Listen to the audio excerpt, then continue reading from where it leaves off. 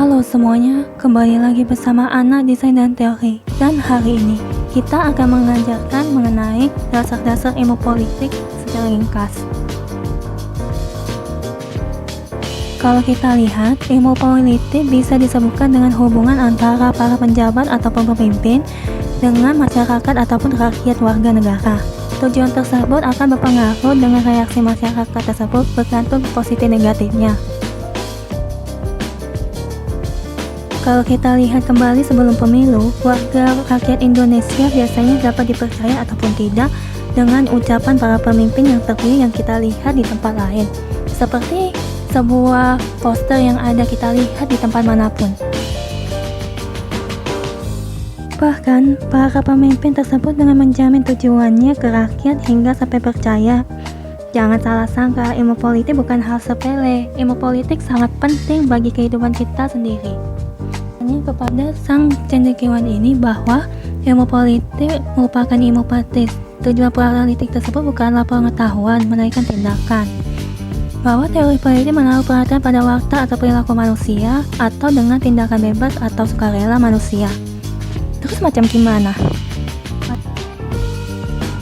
Biasanya para pemimpin memberikan penjelasan mengenai isu tersebut dengan cara yang baik-baik sehingga dapat solusi mengenai isu tersebut, termasuk konflik negara, non-demokrasi, dan lain sebagainya.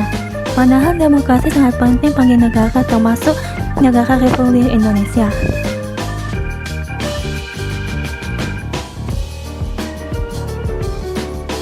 Setiap negara memiliki sistem demokrasi tersebut, yang pertama ada komunis, kedua ada liberasi, dan yang ketiga adalah republik. Negara Kesatuan Republik Indonesia atau negara RI adalah negara republik, yaitu negara kesatuan dengan sistem demokrasi tertentu, yaitu sistem demokrasi Pancasila yang kita gunakan untuk kehidupan di dunia politik.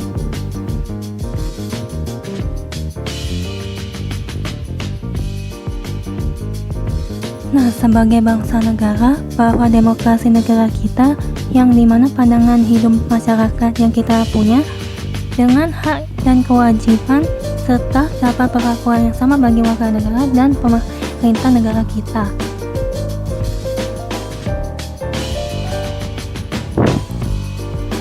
Dan maka dari itu, ilmu politik dengan demokrasi itu bagaikan seorang pemimpin yang berpidato dengan tujuan yang sebenarnya demi ingin mempertahankan negara dari masalah politik dan sosial dengan keinginannya yang positif.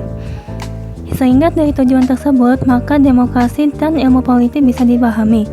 Sehingga untuk kedepannya, jika menjadi pemimpin negara yang bisa dipercaya oleh rakyat.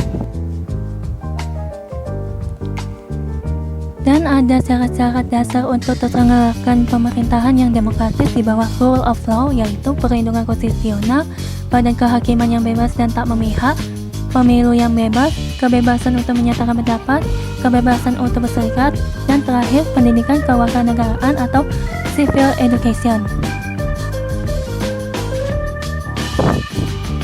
Setelah itu jangan pusing dulu, bukan cuma ilmu politik itu susah dalam belajar jadi pemimpin, melainkan belajar beradaptasi di lingkungan rakyat dan negara tersebut.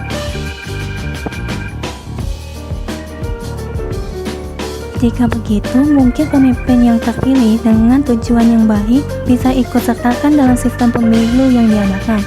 Dan setelah itu kita akan memilih secara adil dan sosial.